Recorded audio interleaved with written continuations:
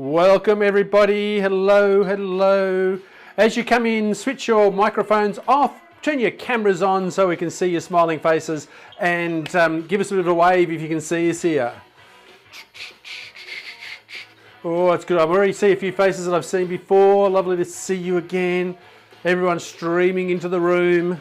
Good to see you. Hey, as you come in, yes, the music's playing, it's meant to be playing. As you come in, just say hello in the chat box. Tell us where you're from, why you're here, who you are, first child's middle name, whatever you like. As you come in, people streaming in now, switch your microphones off. Make sure your microphones are off or we can hear all the chatter in the background. And we'll get started in just a few moments.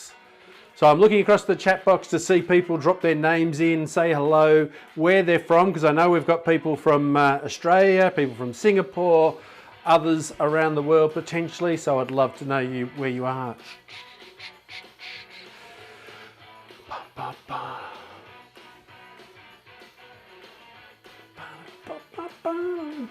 We'll get going in just a few moments, so get yourself comfortable.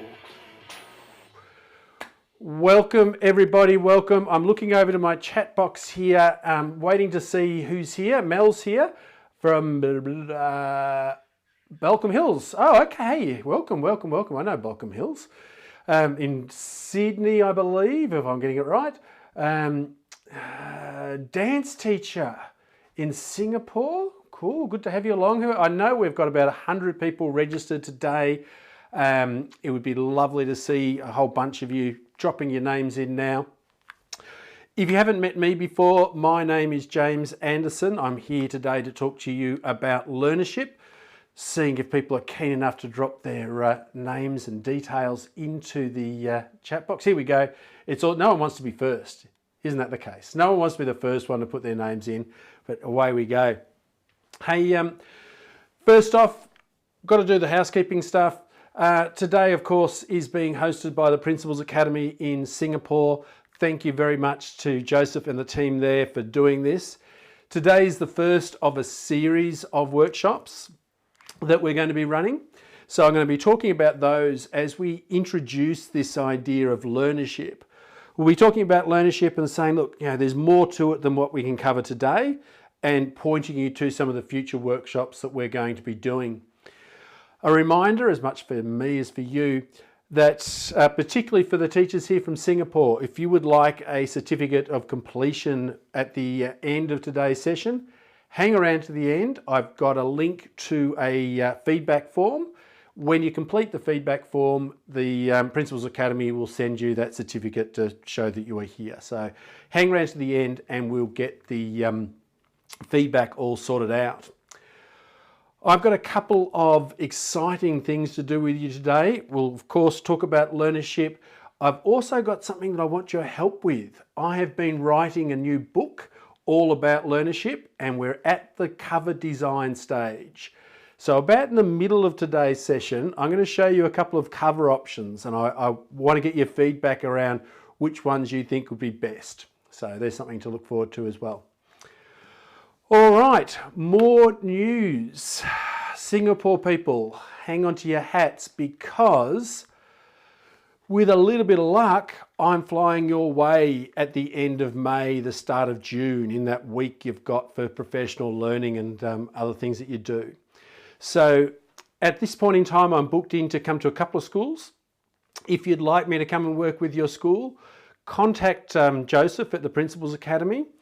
Or contact me directly, and we can work out how we can arrange to come and have me work with your teachers at your school. I'm really looking forward to getting back over to Singapore. It's been a little while now, so that will be exciting as well.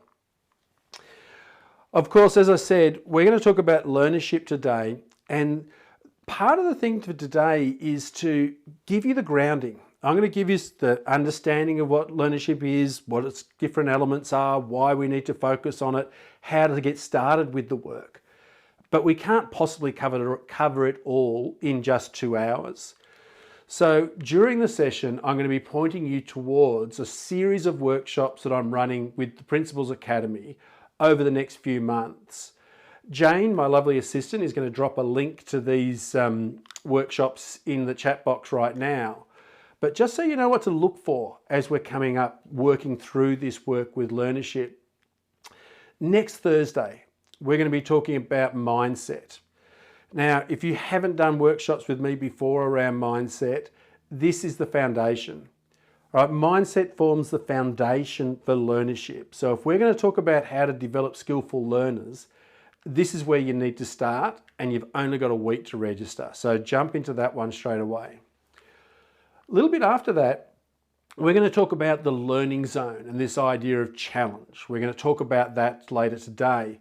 But in July, we start this journey around learnership, and for another 3 hours, unpack our students' relationship to challenge and how we get them into their learning zone and growing.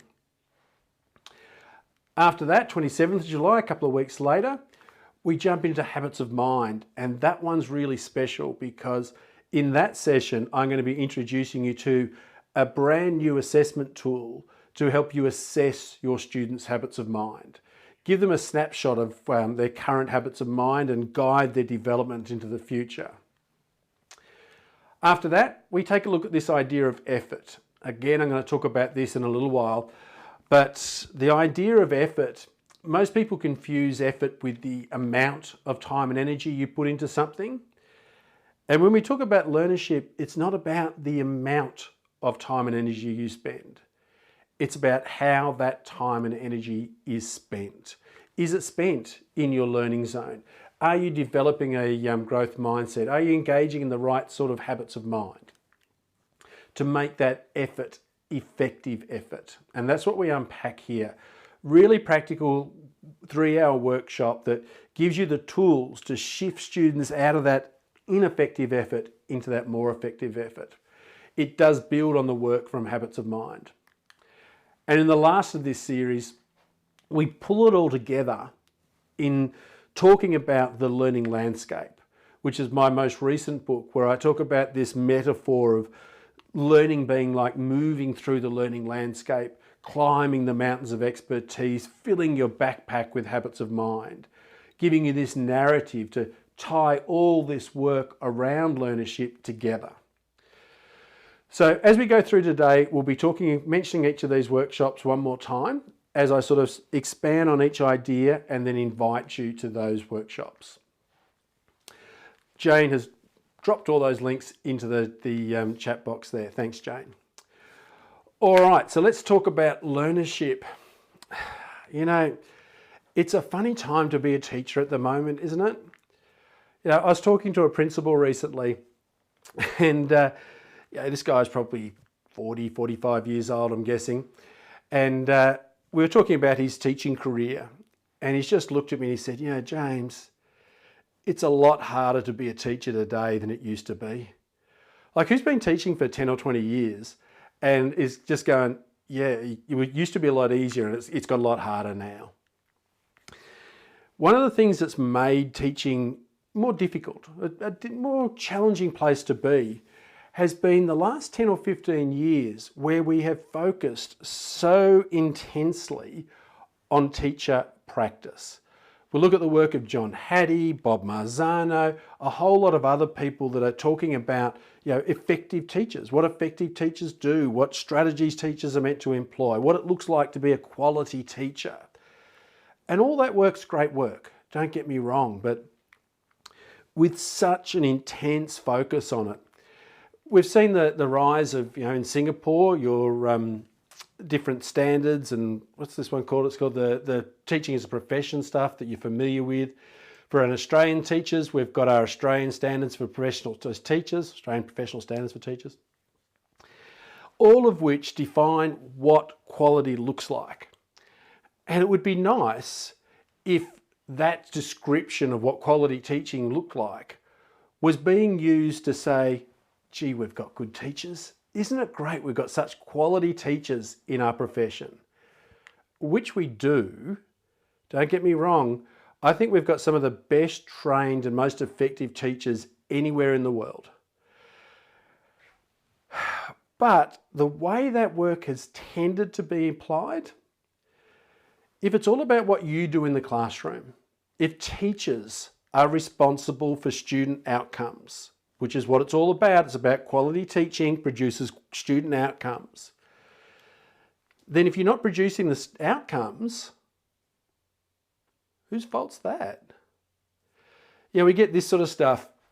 Now, this out of one of the papers in Australia, where our acting Minister of Education at the time told us that, the bottom 10% of teachers were dragging us down. We had all these bad teachers and that's why we weren't getting great results. When NAPLAN results, and we're coming up to NAPLAN again, for Singaporean teachers, that's our National Literacy and Numeracy Test. When we don't get the results we want, and we never do, look, there's always room for improvement. What the media has done, and will do again, is to say, well, we need better teachers. In America, where we're a little bit further down this journey, I couldn't believe it when some of my American colleagues told me this. They were talking about putting cameras in classrooms, not so teachers could reflect on their practice and things like that, so that parents could tune in to check that their teacher was doing a good job. I find it extraordinary. I mean, who else has felt this? Who else has felt that over the last 10 or 15 years, the spotlight on your practice and you doing a good job and you expecting to do this and don't do that has become intense? We've actually got the research now.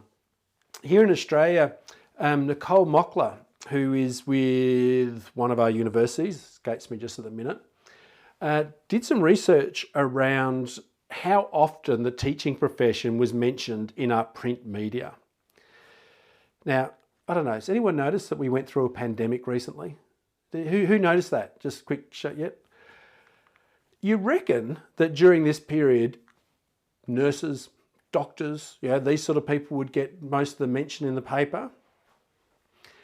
Well, it turns out that teachers got more mention than any other profession. And the topic that was nearly always mentioned, not always, but nearly always mentioned in that reporting was about quality teaching. That was the theme of the articles.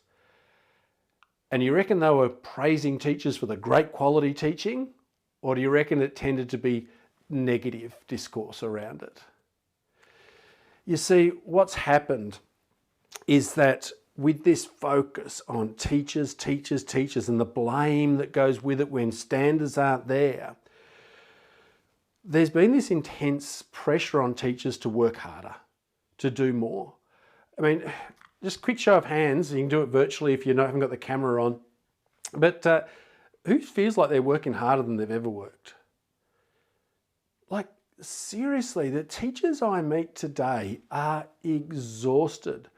Another bit of research I was looking at recently, thanks Julie, it's absolutely in the chat. This bit of research I was looking at from last year, all right, from end of 2022, Australian teachers again, but it said something, if I'm remembering correctly, like 50% of teachers were considering leaving the profession. The only thing keeping many of that 50% in the profession was they didn't know where else to go. There's been this pressure, this focus, you do a good job. And, I've been sitting back watching it, and I'm watching teachers and the pressure they're under. And look, all praise to you. Like I sit in staff rooms with teachers, and you're genuinely trying to do the best job. You're talking about what pedagogy should you use? Which ones are the most effective? How do we know they're effective? And this is all rich, positive conversations. But as I'm watching all this go on, I'm reading some work by John Holt. Now, John Holt was an American educator, he passed a few years back now, several years back now. But he became very disillusioned with the education system. Started homeschooling movements and things like that. And one of the things he said really struck me.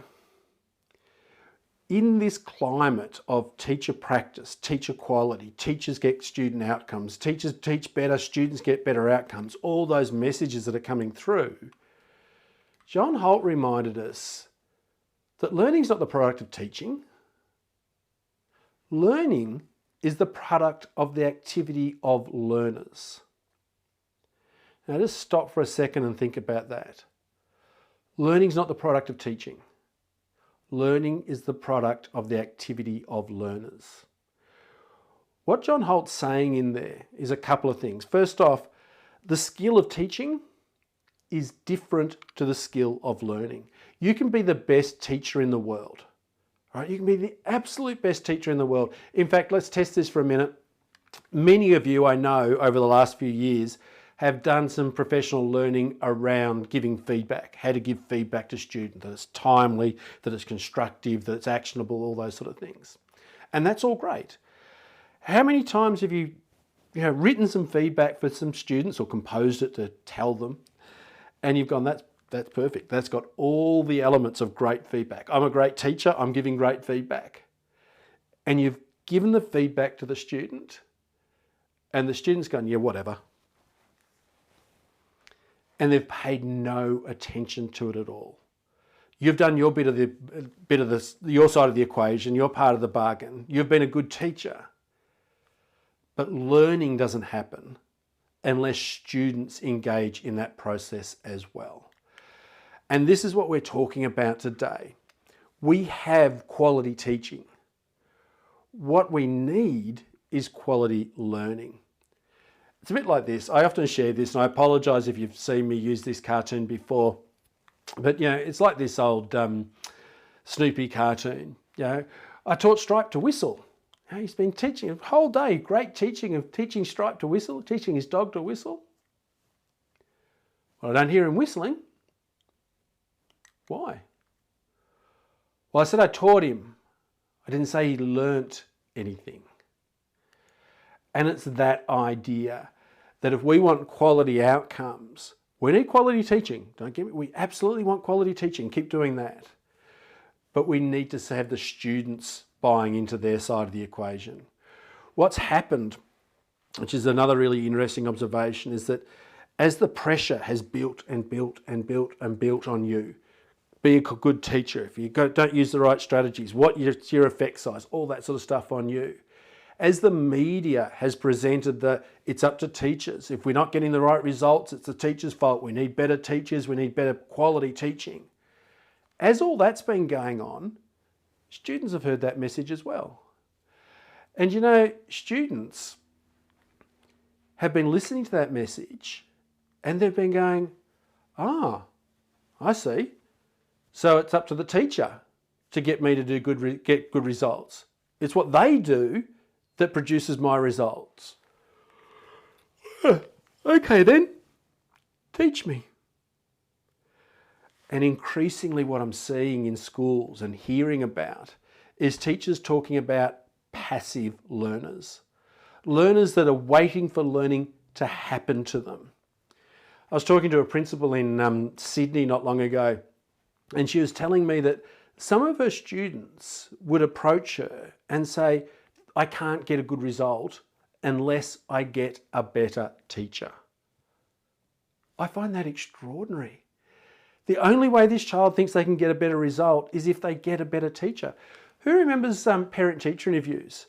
Who's been in the profession long enough to remember when parent-teacher interviews, you would sit down, child, parent, and the teacher and the parent would tell the child what they're meant to be doing in school to get better results. The responsibility was on them. And now we sit down, parent, student, and they tell you why you're not doing a good enough job and why you're at fault for their child not getting the results they want. Who's resonating with this? This idea of passive learners and stuff. Another piece of advice that I got when I started off my teaching career, like many of us, we start off with lots of energy, lots of enthusiasm. We do things all the time. That's what we're being asked to do now. What's the right pedagogy? What's the right structure for this curriculum? All that sort of stuff. And with this extra work we're doing and the sitting back of other students, I was reminded of a bit of advice that one of my very first mentors gave me. And I thought it was her words. It turns out it's not her words. It's actually the title of a book. But she told me that, James, you should never work harder than your students. And I reckon today, a lot of you are working harder than your students. I think of it like this. I think that in a classroom, to get a class of 25 or 30 or 35, some of you have got, to get them from here to here in their learning, it takes a certain cognitive load. Like you've got to take this learning and lift it to here.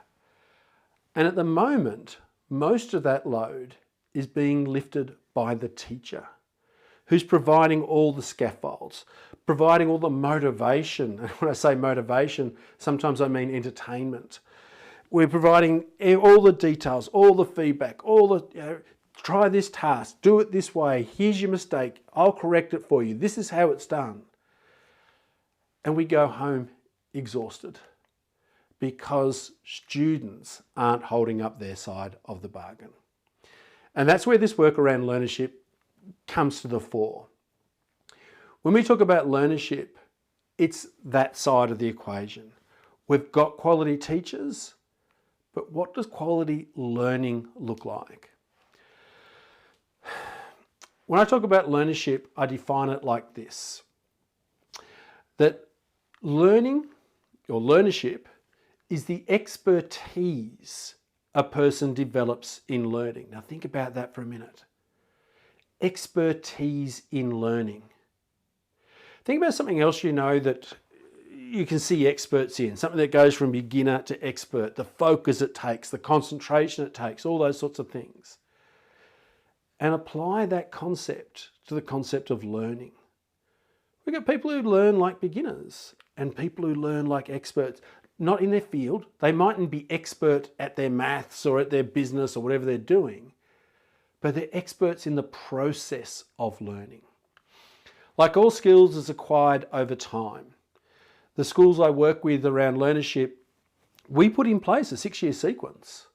There's a whole scope and sequence to slowly, deliberately, intentionally develop that skill of learning. We know what's got to be built on from here to here. Think of like martial arts. Yeah, you've got white belt, yellow belt, red belt, blue belt, black belt. I missed a few. But you don't start at black belt. You don't come in and go, right, well, we'll skip all the beginning levels. We'll just go straight to black belt. That'll be quicker. No, you've got to build the skills of a beginning person and then build on those and build on those. And that takes time. It's an improvement in the ability to learn. Improvement in the ability to learn. You've seen this, right? You know that you come into a classroom and you do the same thing, right? So every student in the room, more or less, experiences the same lesson. But for some students, the class starts, the class finishes, nothing happens. They just leave at the end of the lesson. Other students, class starts, class finishes, they've learnt something new. That's good. Other students, class starts, class finishes, they've learnt something, but they've leveraged that. They've used that learning opportunity to change the way they learn. They don't just come out knowing more, they come out changed themselves. And they gain more out of every learning opportunity. And that's what I want from your students. I want them to get more out of every lesson. Think about the example I gave you before, the feedback example. You're a great teacher. You've given fantastic feedback. It's what kids do with that feedback. Do they ignore it? Do they read it? Do they select parts? Do they leverage it? How do they do that? When you think about other areas of expertise, it's intentional. Right? You don't see a martial artist or a craftsperson, a woodworker, someone like that, just faffing around doing stuff. They're really intentional. And one of the things about learnership and the shifts we're seeing in the schools that I work with is that teachers and students in particular are more deliberate, more intentional about the way they go about learning. We move in and out of our learning zone. We have different expectations when we practice like this and when we practice like that. We focus on which specific habits of mind. One school, or many schools actually that I'm working with, will come in and start a lesson by saying, right, kids, which of these habits of mind are going to be really important in this lesson? And so we're identifying those learning behaviours. I had Art Costa, one of the originators of Habits of Mind. Many of you will know him.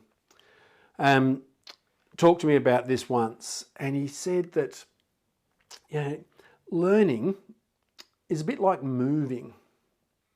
We can all learn. Like, no one has to teach you to learn. People just do it. Like, you're told stuff and go, oh, I know that now. Or you see it, or whatever way you go about learning. And it's a bit like moving. You don't have to teach a child to move. They just move. They'll crawl on their own. They'll stand up eventually and learn to walk. We all move. We all learn. But some of us grow up and become very skillful learners, highly coordinated, powerful, graceful in the way we move. While some of us just go through life with two left feet and bump into door frames.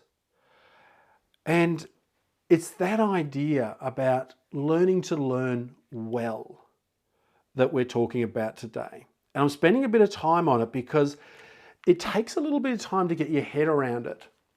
What I want you to do, and not just after this today, but as a principle in your work, is I want you to make learning a craft, a skill, something that's done with beauty and finesse.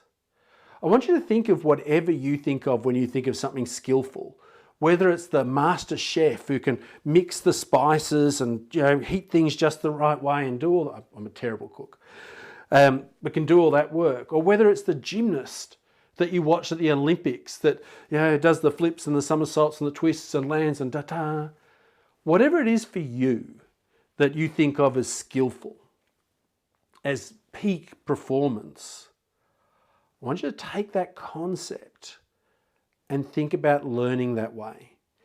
Because most people, including most teachers, think about learning in a kind of one-dimensional way. Just something we do. We've come to do learning. And what I want you to do is to raise the status of learning in your classroom from being an act to being an art. I'd like to see the day where you can walk into a classroom, and this might be a primary school classroom, it might be a secondary school classroom, it might be a music classroom, it might be an art or a science classroom. I don't care what you're teaching.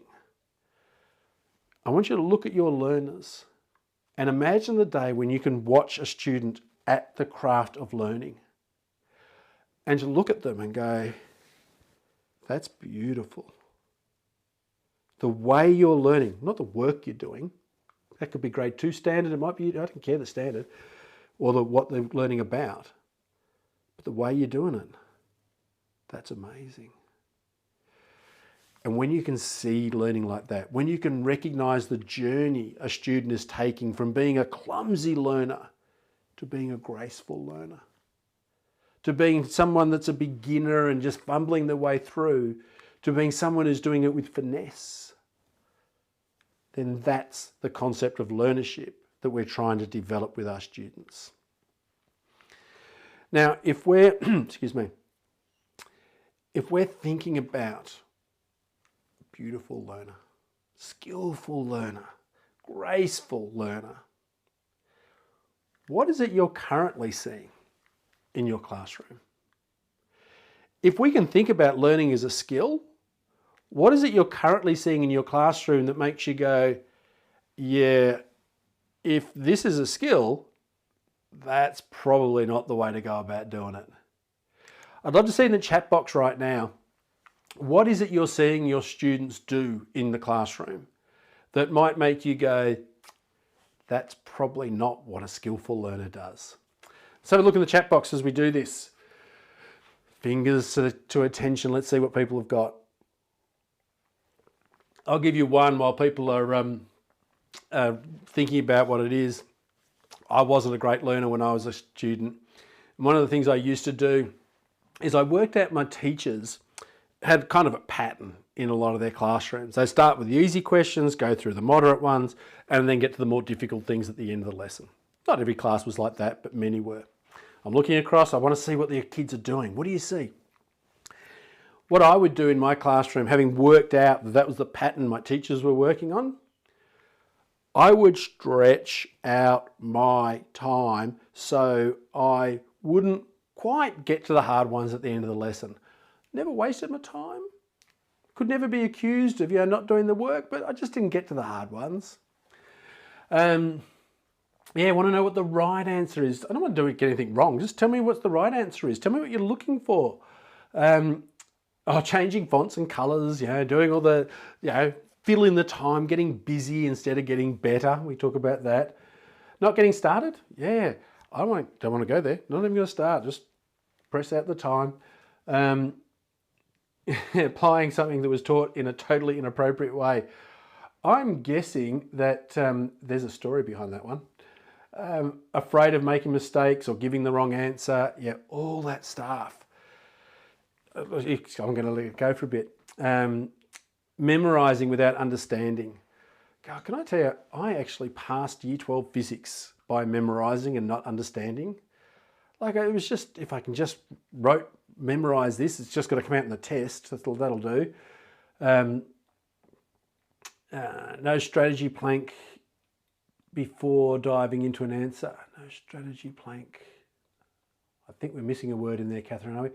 Oh, no, strategy planning. That makes so much more sense. Don't we just love the autocorrect these days?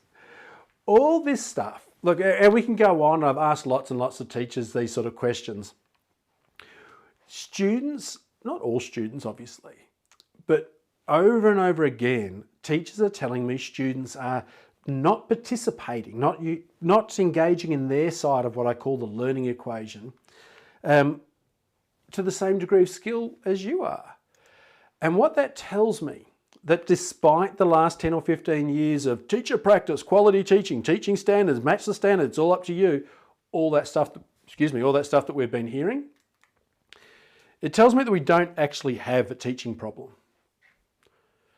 Despite what what media will tell us, that teachers are going to work better, that what some of the academics will tell us, that this is what quality teaching looks like, do that because you're not doing it at the moment.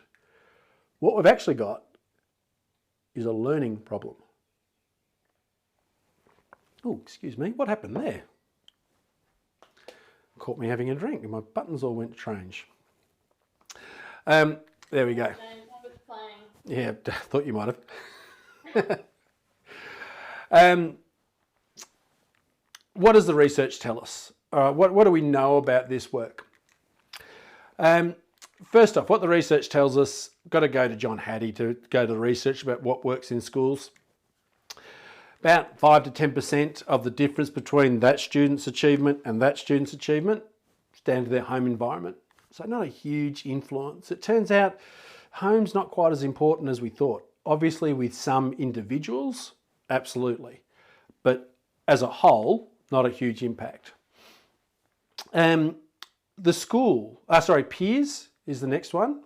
Who your friends are, doesn't matter all that much. The school, including the role of the principal, another 5 or 10%. So not huge as well. Sorry to the principals and school leaders in here. You don't make that big a difference.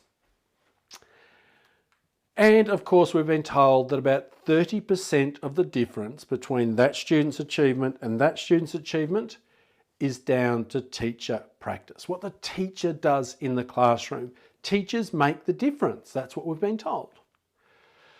And they do. They make a difference. But I don't know about you. When I do a pie chart, I don't normally just do half the pie. Do you? Using John Hattie's research, he goes on to say that 30% teachers are important, teachers matter, get teaching right. But 50% of the difference between that student and that student is down to what the student brings to the table. In his seminal research paper that he presented that started the whole visible learning movement, he wrote this. He says, students account for about 50% of the variance of achievement. It's what students bring to the table that predicts achievement more than any other variable. And yet for the last 10 or 15 years, we've been talking about teacher practice. After that sentence, the next sentence in that same paper, he writes, that's why the bright students will always do better than their less bright peers. And every time I say those words, a bit of bile comes up the back of my throat and I feel like throwing up. The sort of behaviours you talk about, the sort of behaviours you report, you observe in your classroom is not about that kid's smart and that kid's not. It's about that kid's doing something that kid's not. It's not down to some innate difference. For some reason, we treat teachers as a variable in the classroom, but we treat students as a constant. We've got to stop doing that. We can change students' behaviour towards learning. It's not just me talking about this. In McKinsey & Co., who is a big research organisation, they point out that learning itself is a skill and developing it is a critical driver for long-term career success. Long-term career success, not just the short-term outcomes that we're looking for in any given lesson, but preparing students to survive and thrive long-term. People who have mastered the mindsets, we're going to talk about that in just a minute, and the skills of effective learning can grow faster than their peers and gain more of the benefits from all the learning opportunities that come their way. Same thing, Harvard Business Review tells us something very similar. A growing body of evidence, we talk about evidence-based stuff all the time in education now, is making it clear that learners are made, not born. Who heard that when they were a kid? Who heard a teacher or a parent say, oh, some kids are just fast learners? That was only half true. Some kids do learn faster than other kids. But it's not because they're fast learners, it's because they're skillful learners. They're doing something that the other students aren't doing, and we can teach that skill. Through deliberate use of practice, that's practicing the skill of learning, not practicing your music or your maths or your writing or your language. It's the skill of learning, and dedicated strategies to improve our ability to learn. We can all develop expertise faster and more effectively. In short, we can be better at getting better. I love that phrase, better at getting better. That's what we're going to do. We're going to teach your kids to get better at getting better. So, how are we going to do that? We've made the case. We've said you're good teachers. Feel proud of yourself. Our students, it's not to blame them. It's just to recognise that they can engage in the learning process more effectively. So what does engaging in the learning process more effectively look like? When I talk about learnership, I talk about 5 elements of learnership. 5 things that we have to work on to develop as we become more skillful learners. The first, and I'm going to go through these 5 elements, just briefly tell you what they are. Then I'm going to describe the levels of learnership that it leaves us with. And then we're going to take a little bit of a deep dive into each of those elements. Not a deep dive, we're going to do the first step on each of those elements. The first one is challenge. Someone commented a minute ago about how some students don't want to take a risk. I hate that phrase. They don't want to do something difficult. They don't want to risk getting something wrong. But our relationship with challenge is one of the foundation stones of learnership. Whether we avoid challenges or embrace them. But it is a fundamental truth that there is no growth without challenge. You simply can't grow without taking on challenge. So we need to nurture a really positive, productive relationship with challenge. It's like Morgan Freeman says, challenge yourself. It's the only pathway which leads to growth. The only pathway. In the workshop that I talk about, when we go into the depth of how we respond to challenge in the learning zone, we talk about how most people, not just students, but most people get busy, but they don't get better. That we take on easy challenges rather than really stretching and challenging ourselves to get better. A relationship with challenge is one of the foundation stones. It puts us into what we call our learning zone, and it tells us, right, well, I'm working on something beyond my current abilities. When we do that, we need information. And we get information that gets us from here to here, from the mistakes. And someone said a minute ago, some of our kids don't want to make mistakes. If you don't want to make mistakes, you rob yourself of that opportunity to get the information. And feedback, another source of information. And both of these sort of tie together, a little bit different. But when we talk about the idea, particularly of mistakes, mistakes is one of those things that has been given a bad rap. It used to be that you couldn't make mistakes. Like, who remembers that? Don't make mistakes, mistakes are bad, and all the rest of it. And now mistakes are apparently good. Good mistakes, encourage mistakes, celebrate mistakes. Stop that, please. I don't want you encouraging mistakes. Encourage kids to go into their learning zone. That's fine. Encourage them to feel uncomfortable with their learning. That's fine. But don't encourage them to make mistakes, because some of them are going to grow up to be pilots and surgeons, and we don't want them making mistakes. See, a few people that said, kids don't want to make mistakes, they're still living in that old space of, mistakes are bad.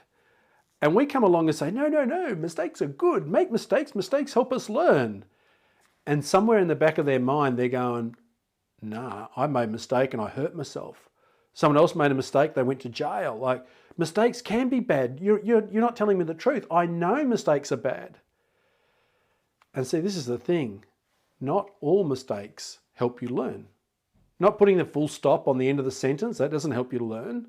The mistake that has a serious consequence is a mistake you want to avoid.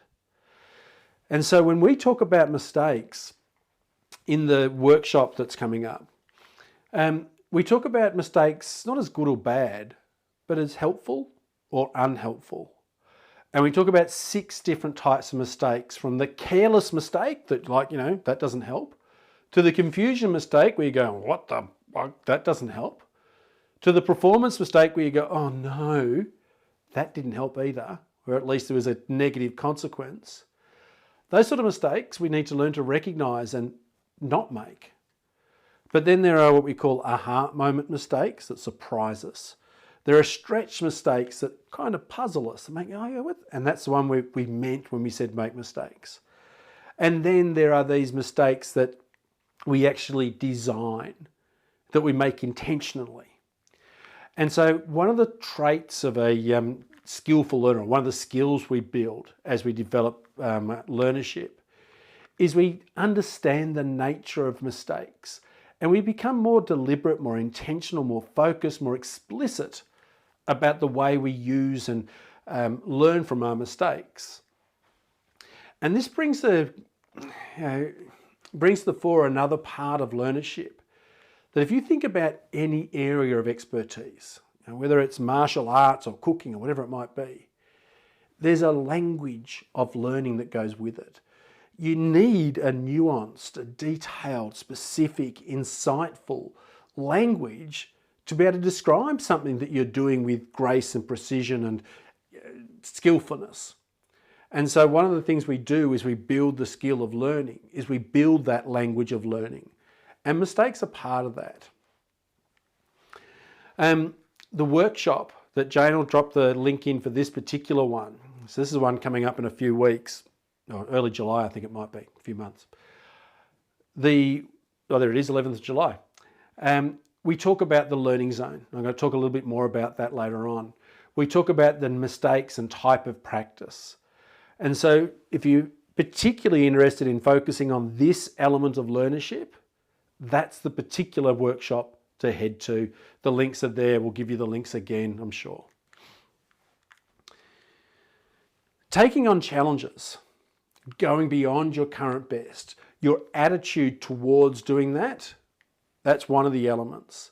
And Anders Ericsson's work that I draw on significantly details that process of stretch, grow, stretch, grow, stretch, grow, etc. But just taking on challenges doesn't make you grow. All right, like Morgan Freeman. Does anyone know Norman Freeman? He'd be a funny bloke. Oh, look, I've just got to, just in case you're not laughing at my jokes. Like Morgan Freeman said, challenges are the pathway to growth. They're the pathway. But to go down that pathway, you need to move. You need to do something, you need the verbs. And that's where the habits of mind come in. When you step beyond your current best, you attempt something that you can't currently do, that's where you need to know what actions do you need to take. And that's what Art Costa and Bennett Kalick did when they designed, or identified, I should say, these habits of mind. Essentially what they did is they looked at high achievers, said, you're the best learners around, you're at the top of your field. What do you do?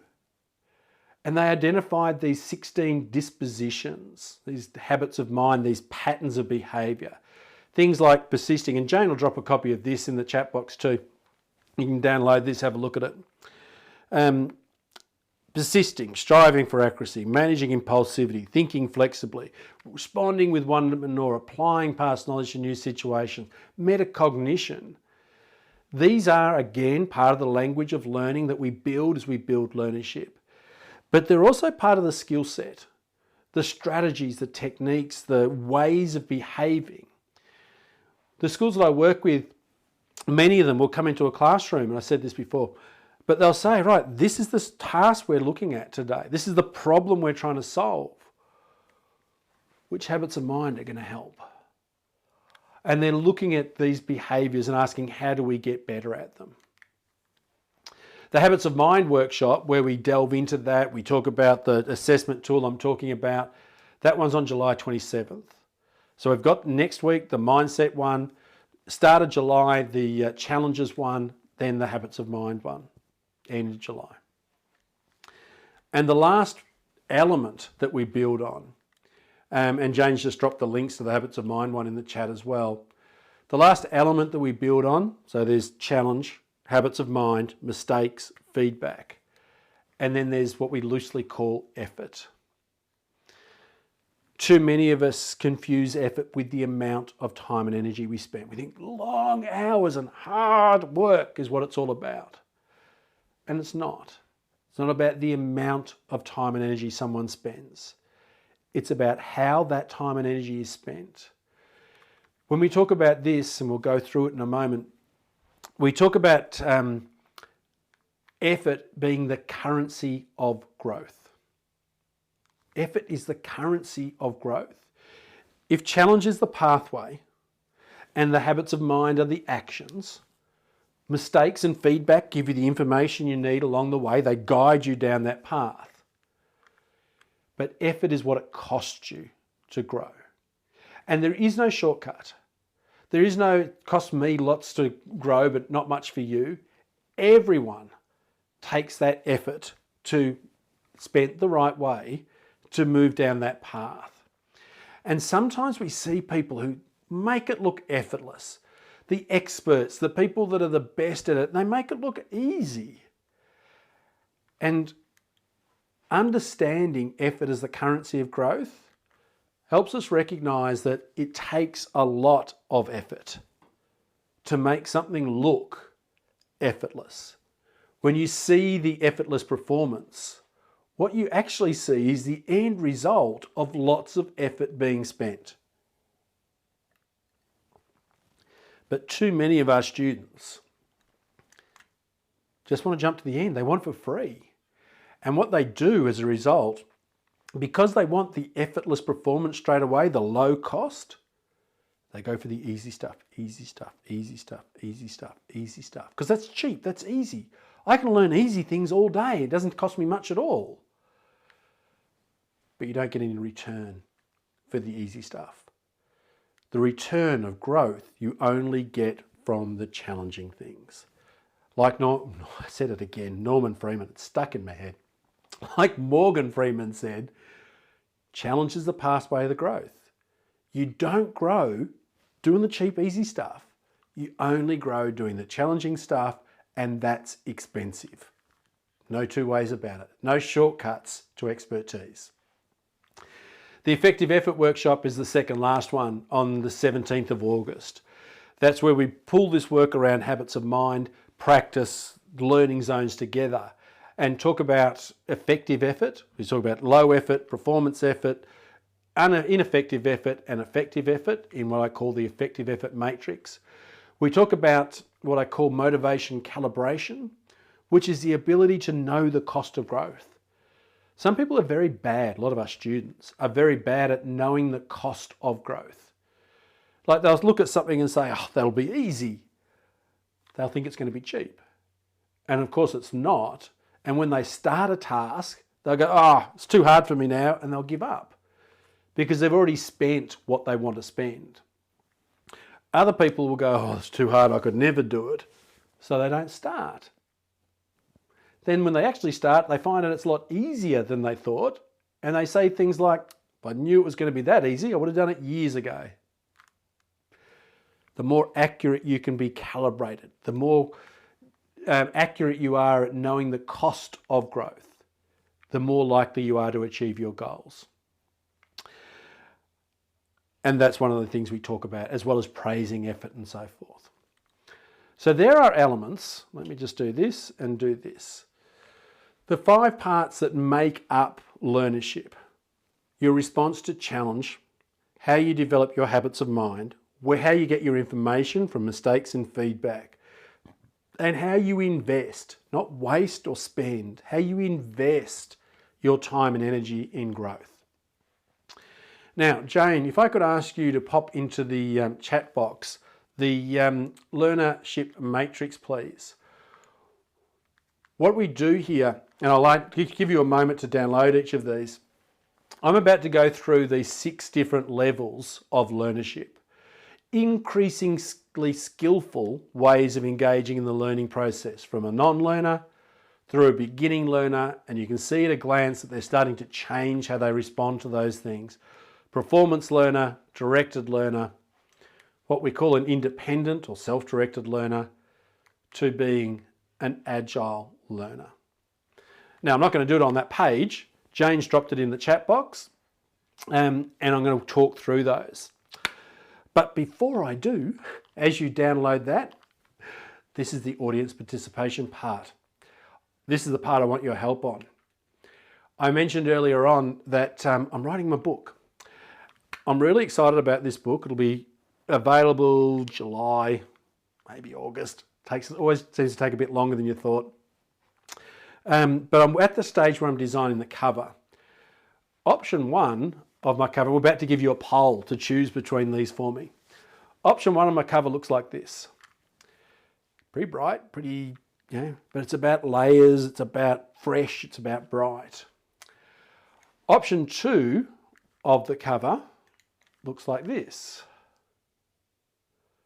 Some similar, neither of these are final, they've got some tweaks and changes to be made, but go back, that one,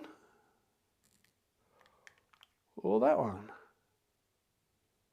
So what I'd love you to do, I only want to spend about 2 minutes on this tops. Jane is going to make a, oops, did we do that? I'll go back, sorry. Jane's going to drop a poll, good old fashioned Zoom poll. There it is, it's just popped up on my screen. I would love to know, do you like option A with all the colours, or option B that's got the sort of white bit up the top and still got some of the colours down the bottom?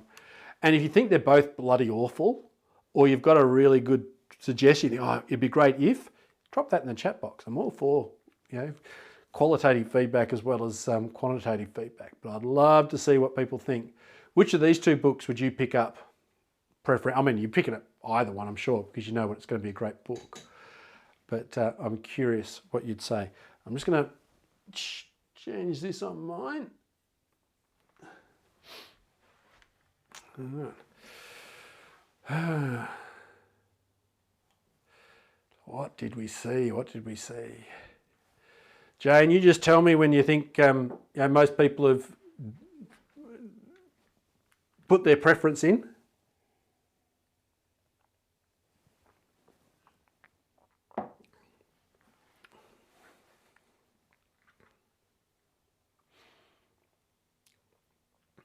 Give people a little bit of background music to do it by. We go, give you a minute to do it.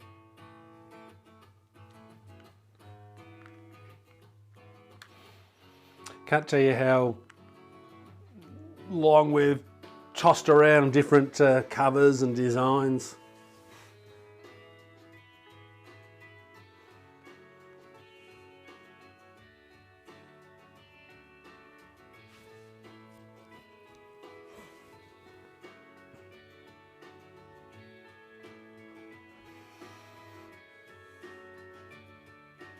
You should have, I assume everyone's got it, the poll that's popped up in front of you.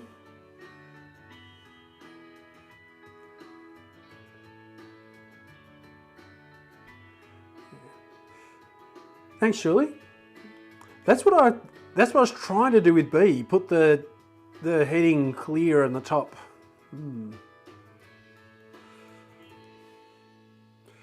All right. Jane, I suppose you've got a tricky way of showing the results. Look at that. 45% to 55%. No clear winner. They're both good. All right, good. That helps. That helps. People like both ways. Good, good, good, good. All right, let's talk about these different sorts of levels of learning then. Little note as I do this, excuse me, I talk about beginning learners, performance learners and things like this. Don't think of them as students or people or types. They're levels. They're a person at the beginning learner level or at the directed learner level or whatever it might be. So it's not a case of, as we describe these, trying to identify, they're one of those in a fixed way. It's about going, well, where are we up to and what do we do to change? Because that's the whole point, about developing the skill. As I do go through these 6 levels and describe them though, I am going to get to the end and ask you all to pop into the chat box. Where do you think most of your learners are at the moment? What sort of level have you got in your classroom? To start off with, are non-learners, and I don't think we have a lot of non-learners. This is really a baseline, someone who doesn't participate in the learning process at all. A non-learner is someone who avoids a challenge. They would rather do nothing than something.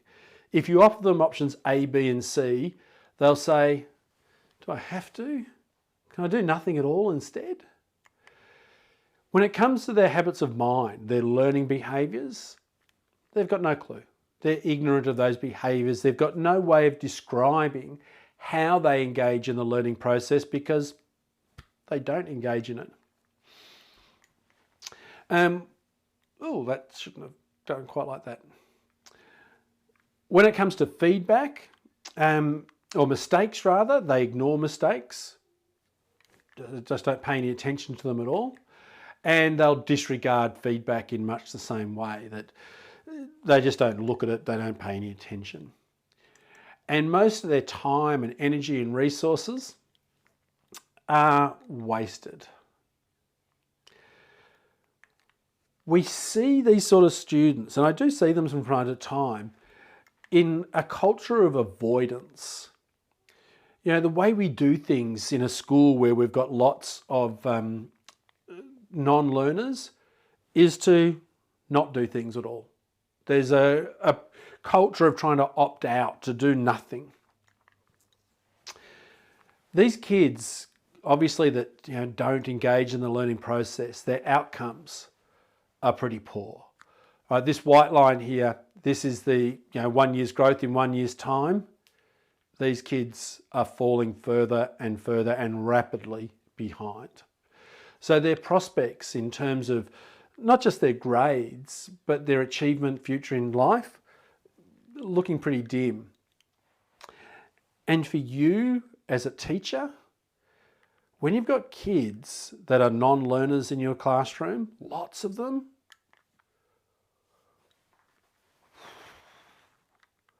it's no fun at all. You are dragging these kids from the start of the lesson to the end of the lesson. Every time you turn your back, they're stopping work. Every time you're not over the top of them saying, do this, do this, do this, do this, make sure you keep going, they're just making you work really hard for very little gain at all. And so one of the reasons that I think you need to be working around learnership, it's not just for the kids, it's for you. You know, imagine what you've got to do in a classroom full of these sorts of students. You're constantly managing their time. What are they doing? Keeping them on task, doing that sort of stuff. Beginning learners are a little bit better. Beginning learners are the kids that participate, but at the lowest possible level. These are the kids that reduce their challenge. These are the kids that when you give them options A, B, and C, they'll say, is there an option D? Can I do something easier, please? This is too hard for me. Can I do something? And they're always looking for their path of least resistance. They're always looking for the easy options. These students see learning as an activity, like learning finishes when the class finishes. If you come back to do it again because you don't think they've learnt it, they're likely to turn around and say, oh, we did this yesterday. I've already finished this. And you'll be saying, yeah, but you didn't get it right. And they're going, but I did it. And so learning is kind of spasmodic for these kids, or kids at this level, I should say. These students can describe their habits of mind. Right? They can say that, I had to use this habit of mind, or I behaved this way. They've got a way of describing what they did because they were doing something. But it's retrospective. They can't plan for it. They have got no sort of predictive abilities. They can say, that's what I did, but they can't say, this is what I need to do. In terms of mistakes, they know when they've got something wrong. They can recognise mistakes. They just don't care. Finished is finished, done is done. What, you want me to change it, but I've already finished it. Doesn't that annoy you? How many times do you get kids going, I finished, and you've handed it back saying, no, this is wrong, you've got to do it again. This is how you fix it. Give them some feedback. And they look at you like, why would I do it again? I've already done it. These are the students that will acknowledge your feedback. Thank you very much. I can see you've written on my page, but they don't act on it. They just notice it. Excuse me. And they spend their time doing stuff. They're busy. Like they're active in the classroom. They take less to keep them on task, but it mightn't always be the right task. I'm just looking, oh yeah, Sarah's agreed with this. They're busy. And you see this sort of culture where there's a culture of activity. And it's about, the way we do things around here is to fill the time, which is great if you're an after-school care provider. If all you need to do is fill in the time between when kids finish school and when they go home, and they don't have to achieve much, they've just got to be occupied, then this sort of learner's fine. But that's not what we do in a classroom. For these students, their outcomes a little bit better than before when the work's relatively easy. And, early primary, I'm not being critical of early primary in any way, but the work is more straightforward. They sort of get by for a little while, but the further you go on, the more they fall behind. For teachers, because these kids, you need to provide activities. You need to do stuff for them. You need to keep them entertained. You need to keep them on task. You need to do all that stuff. Well, that's hard work too. Like it's a little bit better because you can rely on them to do something, but you're always going, a little bit more, come on. Yes, I can see you can colour the border in. Wonderful. Now get on with the real work, that sort of stuff. And it leaves you exhausted. The other thing to point out here, think about the type of teaching you would love to do. I know when I was teaching in classrooms, I would talk about integrated curriculum. I talk about letting students negotiate their own curriculum and about, negotiating assessment tasks and doing all those sorts of things. If you tried to do that sort of curriculum with students with this level of learning, what do you reckon they're going to do? You say to the kids, all right, go and, what would you like to learn about? A student at this level goes, something I already know about. Something that's going to be really easy, thanks. That's not the response you want. The response you want is, I want you to really stretch yourself. I want you to challenge yourself with something you're excited about. And this kid's going, yeah, I want something easy, thanks. Performance learners are our next level up. These are the students, with the non-learners, we had no activity. With beginning learners, we had activity, but we didn't have standards. At this level, we've got standards. These kids are doing their best, but no better. These are the kids that are very good, what Hattie talks about as, what's the phrase? I've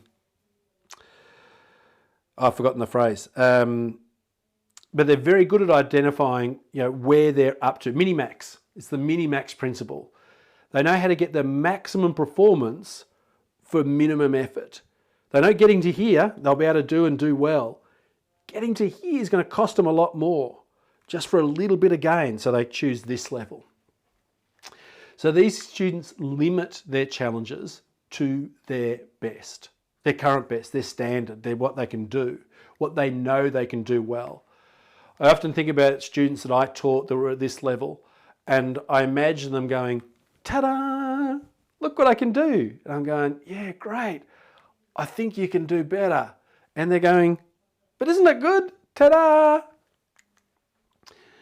These students can apply their habits of mind. They've been at this standard before and they're aiming at this standard again. So they can tell you how they need to behave. They know the habits of mind that will get them there again. So they can predict what they need to repeat to reproduce the standard they're at. One of the big problems for these students is that they avoid challenges. This is the example we had come up before. All these students that don't want to make mistakes, that want to get it right, that like doing what they know they can do. And of course, what they're doing is they're staying what I call below the bar. They're staying within their current abilities. And you don't get better by doing your best. You get better by stretching and challenging yourself to do a bit better than your best. But these kids stick in with what they know to avoid getting things wrong. And what we were talking about before about understanding the types of mistakes, one of the problems for this student is that they think every mistake is a performance mistake. And so when you come up to those kids and say, no, mistakes are part of learning, they go, no, they're not. Mistakes are bad. And the response you need to give them is say, yeah, mistakes are bad some of the time. Some mistakes are awful, but other mistakes are really useful. And what you need to learn, get you to the next level of learnership, is to tell the difference between a performance mistake that you want to avoid. Good on you, you've got that part nailed. And a learning mistake, a helpful mistake, stretch mistake, that's useful.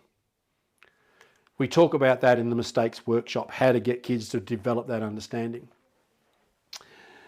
These students annoy the hell out of me because they select the feedback. You know that great feedback that you're giving? Those kids, they're the ones that go, oh, I've done this right. That's fantastic. Oh, look, the teacher likes that I've done that. That's good. And as soon as you get constructive, as soon as you get critical, as soon as you get, here's some actions to take, they go, no, I don't want to read that. They're all interested about, yes, I can, yes, I did this right, but they're not interested in the do this better, this is how to improve, this is what you've got to change. And they spend their energy performing. There's this real sense of performance, this real sense of, showing off what you can do.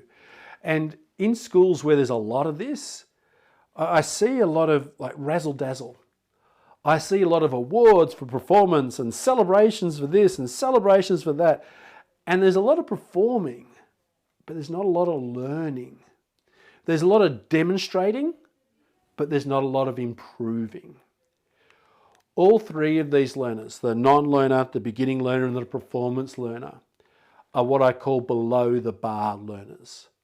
They're staying within their current abilities. And as long as you stay within your current abilities, you can't grow. Like Morgan Freeman said, challenge is the only pathway to growth. And all three of those learners are failing to challenge themselves.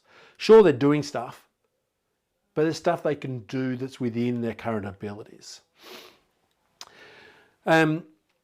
These learners are the ones that, at least for me, or learners at this level, I should say, they frustrate the hell out of me, because they're the ones that you go, oh yeah, look, I can see you're trying, you're working, it's not quite the right way. And they're often, excited, like they say, look what I can do. And they're the kids that are switched on, but you're sort of going, yeah, but, thanks for investing all that time and energy in your work, but I already knew you could do that. I need you to do this. And they're going, but I can do this. And they go, yeah, but...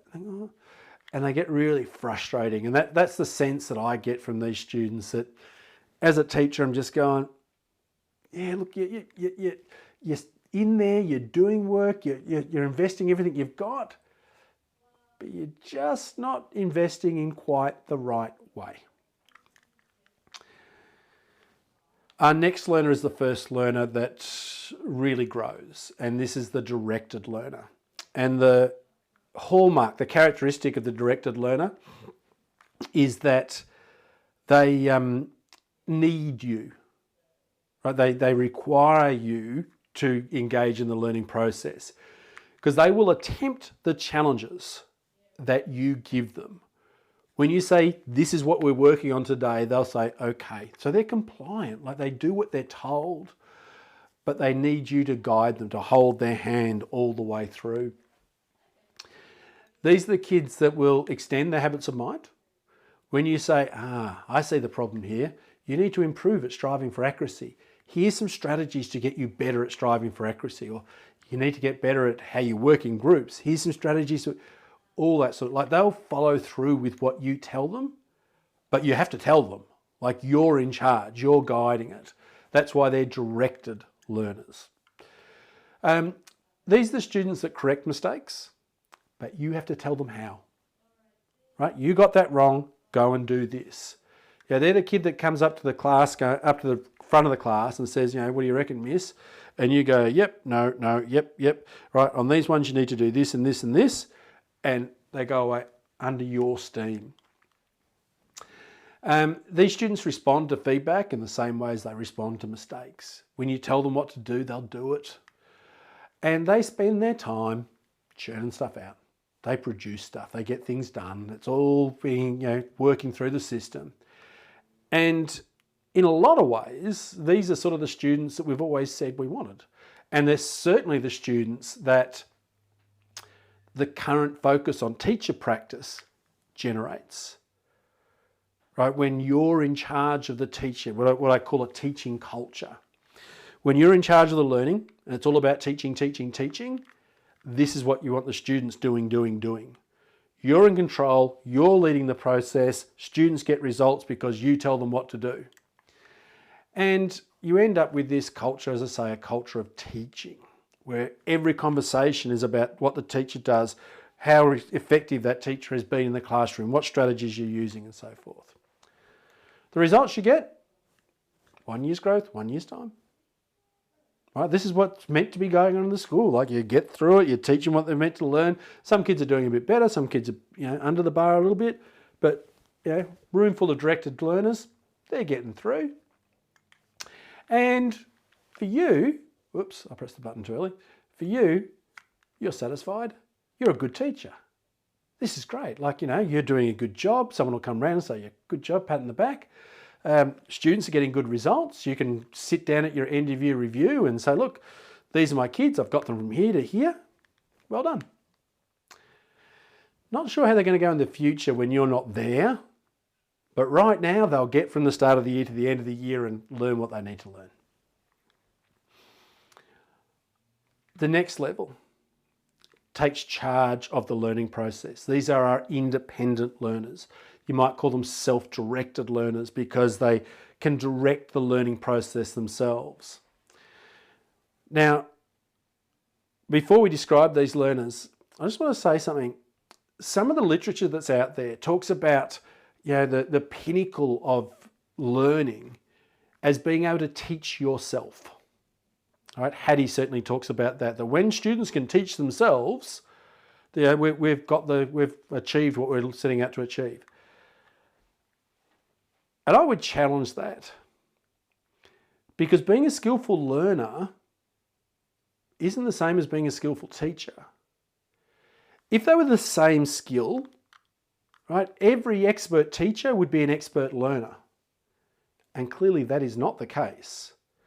The skills of learning and teaching are different. And as we're developing an independent learner, someone who can learn without the role of a teacher, it's not that they're teaching themselves, it's that they know how to learn well. They learn well by targeting a challenge. They're familiar with their learning zone. They know what it feels like. They're going out there. They know what it costs to achieve growth. So they're looking there. They're goal setters. They recognize that they haven't got the skills they need to achieve their goals. So they develop their habits of mind. They say, I'm not good enough at working in teams to reach my goal. I'm not good enough at striving for accuracy and getting the details. So how do I get better at that? These students use mistakes. So rather than coming up to you and saying, what's wrong? How do I fix it? They look at it and go, no, I got that wrong, but why? How do I fix that? They're not waiting for you to intervene. They're conducting an autopsy on that mistake. They're interrogating it, going, why did that and how can I make it better? They might be testing things out, designing mistakes. Does it work like this? Does it work like that? And if they need to, they're going to request feedback. They're going to come up to you and ask for it. Now, just a little note on this. I talk a lot more about this in the workshops. But if a student is coming up to you to ask for feedback because you've told them when you're finished, come up and ask for feedback, they're at the directed learning level. This learner comes back because I've tried to work this out. I still don't know. I need another source of information. So we've got to sort of understand the motivations a little bit. And you see these people striving. These are the people that are setting goals, that are pushing themselves. Where we had standards but not learning at the performance level, we had learning at the directed learner level but not learners. At this level, for the first time, we have true learners. Students who are actually taking charge of the learning process. We see this in a culture where we're valuing learning. Like I said before, where we've raised the status of learning from an act to an art, where we recognise that our job as teachers is not just to teach, not just to get these short-term outcomes, but to teach kids how to be skillful learners. The sort of outcomes we get for these kids get further and further away. They're constantly getting 1 year and a bit's growth each year. And as a result, I just think about a classroom full of these kids at this level. This is really gratifying. This is the sort of stage where you can come in and say, look, these kids know how to learn. How can I make that learning really rich? Let's start really doing some open-ended tasks, some really complex things that I couldn't think about when they were beginning learners. Because beginning learners are just keep them busy. Directed learners need you. But now these kids are going, oh, I can start acting like a coach more than a teacher now. I can actually go, well, look, here's some challenges for you. Knock yourself out, knowing that these kids will do it. And for a long time, that's been it. For a long time, getting kids to take charge of the learning process, to set goals, was our dream. That's what we wanted. But I actually argue we not just want to do better, but need to do better. The sort of learner that I'm advocating for is what I call an agile learner. And an agile learner is someone who embraces challenges. Not just goes, I'm going to take that on because I want it. I'm going to take it on because it's hard. They take it on in the spirit of JFK. We do these things not because they are easy, but because they are hard. This is not that they're taking on challenges all day, every day, and just a bit. They're not going off the rails taking on challenges. But they know that taking on a challenge, doing something difficult, you get something out of it. You don't just succeed at the challenge, the goal that you're looking for. You learn something, you develop your habits of mind, you grow. And what that actually does, as you take on this challenge, and this one, and this one, and this one, and this one, it actually future-proofs you. It develops skills in you that prepare you for future challenges. Where the independent learner goes, I'm going for this, I need these skills to get here. The agile learner goes, I'm going to go up there somewhere in the future, so I'll just keep building the skills with whatever opportunities that are in front of me. Why learn Latin? Useless language. Because it's hard. And learning to do hard things is valuable in itself. These students recognise their habits of mind as their greatest assets. They recognise that their habits of mind are what is going to get them through the future challenges. So they're actively cultivating them. They're looking at that profiling tool that I talked about and saying, where are my weaknesses? How do I develop those? They don't just lean on their strengths. They're actively building their weaknesses at the same time. These students have developed the skill, or these learners, of designing mistakes, intentionally making mistakes to find out information. And they go about tailoring feedback. One of the schools I work with, several of the schools now, but one in particular that I'm thinking of, has been teaching their learners to ask the teacher, or identify for themselves beforehand what feedback they need. So when they hand their work up, there's a cover sheet that says, teacher, I need you to tell me about A, B, C, and D. So the teacher, when they sit down, goes, oh, okay, well, I've got to make sure I respond to this. And the student is making sure the feedback they get fits. Who's ever had feedback that you've gone, that's great feedback, but what I really needed to know was something else? That doesn't happen for an agile learner. And these learners spend their time, growing, constantly getting better, because they're not just setting goals and meeting them. They're leveraging every challenge before them. This is where we see a culture of growth. And in the work I do and in the book that I'm writing, I talk about how as schools, we currently have a performance culture, demonstrate standards, show us what you can do, and a teaching culture. Teachers take them from here to here. What we need is a culture of culture of learning and a culture of growth. And there's a lot of work behind that I work with. These students, the results you get from them, outstanding. These are the kids that you just went, oh my God, where did you learn that? Like they're out there doing stuff just because they can. It's the agile learner. I sometimes think of them as they're the kids that in learning take the stairs instead of the lift. Sure, you could take the lift, you could take the easy route, but they decide to take the hard route because they get something out of it. And these kids, I've had the good fortune of having a few students that I would call agile learners, and they are such a joy to teach. They embrace everything. They're constantly looking to improve. It's hard work to keep up with them, to keep giving them the challenges, to give them the information they need to respond to what they want, but it's so rewarding. So I've gone through those 6 learners.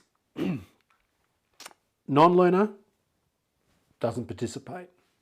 Beginning learner is the active one, but doing all the easy stuff. Performance learner, ta-da, doing their best. The directed learner, doing what they're told. The independent learner who sets their goals and pursues them. And the agile learner who is constantly out there leveraging all the opportunities around them to constantly grow. I would love to see in the chat box, if you could quickly drop in, where do you reckon most of your learners at? What level do you say? And it's not going to be one, it's going to be, most of the time they're sort of here or here, you'll say they're this and a bit of that. So I'd love to see what people think of their classrooms at the moment. I'm just looking at Mel's. So Mel's talked about a help desk to come and get feedback. Yeah, cross between beginning and performance for Julie. Thanks. Which probably means you're working bloody hard. I'm guessing, Julie. You're constantly measuring kids. You're constantly saying a little bit harder. Here's what you got to do. All that sort of stuff. What else have we got? Beginning, performance directed. Yeah, you've got a few in each of those categories. And you'll get a smattering. I'm going to show you in a minute a tool I've got for measuring this and some of the results I've got from different schools. Between performance directed, in that middle bit, really, really common because the system we've got at the moment, that's what it values. It values performance, showing me what you can do. There's a lot of the use of the word demonstrate, show going on. And then learn. Do this, do this, do this. Beginning directed. Exam classes mostly directed. Yeah, the senior school stuff. Beginning and performance, majority, a few directed. Yeah. And it's the system that's breeding it. It's the culture that we have around teachers. It's your job to get learning outcomes. Students, you do what you're told. And that's where we need to make this shift. We need to raise the status of learning and say, yeah, look, I'm a great teacher, but I can't do it alone. You've got a role here. And one of the reasons that students haven't engaged in as well as they could have in that role is they didn't know what it looked like. Learning was one-dimensional. They just did it. They didn't know why that student was better at it than they were. And we didn't know how to talk about it either. We have these clear standards for what teaching looks like. But until now, we haven't had those standards for what learning looks like. Just a quick look what's going on here. Yeah, a lot of performance ones. Yeah. The schools I work with, and including you, get access to this Learnership diagnostic. It's a tool that allows teachers as a staff to reflect on their students and ask them a dozen or so questions saying, what do you see most of the time, some of the time? And it shows you where your school is up to in terms of the overall level of learnership. Here's a few schools that I was working with recently. This school at the top, look at all those non-learners and beginning learners. This was a regional secondary school that I was working with. Can I just tell you that bloody hard work to be in that school? Those teachers are, the principal's worried about attendance and truancy and getting kids through the school. Like, they don't want to be there most of the time. And so they're opting out, they're looking for other things to do. I was talking to the principal involved, and she told me that, she was talking about what had happened during the day, and she said some of her students at lunchtime had made some very interesting choices. So that in the process of avoiding learning, they're filling their time with other stuff, and that's all got to be dealt with as well. So this is really, really hard work. This school was a really interesting one. You see a lot of performance, a lot of directed learners, but this big step to independent learners. This was a primary school I was working with in a metro centre. And this school was interesting because it is a beautiful school. Very safe, very nurturing, very loving school. The kids love being there. They love their teachers. It's all that sort of thing, which is good. You want that. But what was missing was the struggle. This feeling of help the students, protect the students. COVID's been hard for them. We're going to be, all those sort of things, which is all good. You want to be nurturing and loving. I think that's a good thing. But it had been translated into do all the hard work for the students. These teachers would apologise when students had to struggle with their learning. They would over-scaffold everything. They would protect students from the struggle of learning. And so as a result, while they were seeing some good movement, it stopped here. Very few students taking control of their learning because they were letting the teachers do all the hard work. This school at the bottom, which is the highest level of learnership of the three, this is a school for the gifted and talented. Now, I could have a long conversation with you about how I feel about gifted and talented and these sorts of ideas. But the students doing the best, getting the best results, also had the best learning behaviours. And it's interesting that this particular school, when I started working with them, they said they catered for gifted and talented students. When I finished working with them, they said they created gifted and talented students because they realised that what they were observing as gifted and talented were learnt behaviours that allow them to achieve more. All right, moving to the last half hour. I would love to spend some time responding to your questions as well. I've got about 3 hours worth of work I'd love to do with you, but it's all part of the workshops that are coming.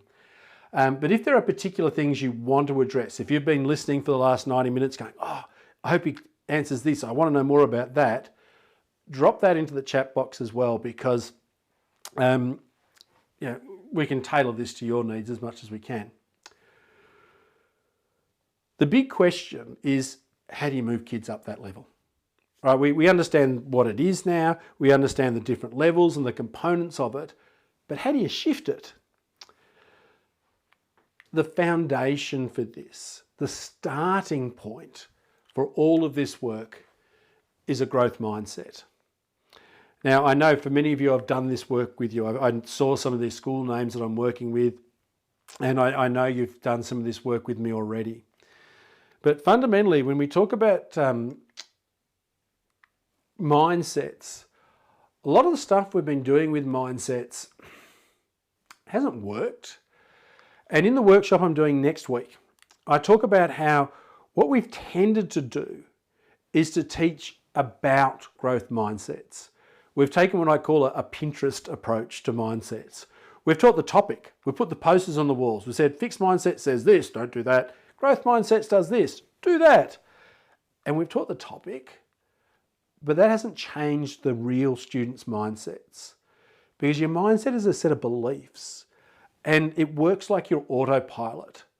When you tell kids to say, don't say you can't yet, well, that's nice. And they say not yet, but it's like the pilot taking over from the autopilot and saying, right, I'll do this. And But then the autopilot comes back on and it doesn't actually change what they do when you're not paying attention.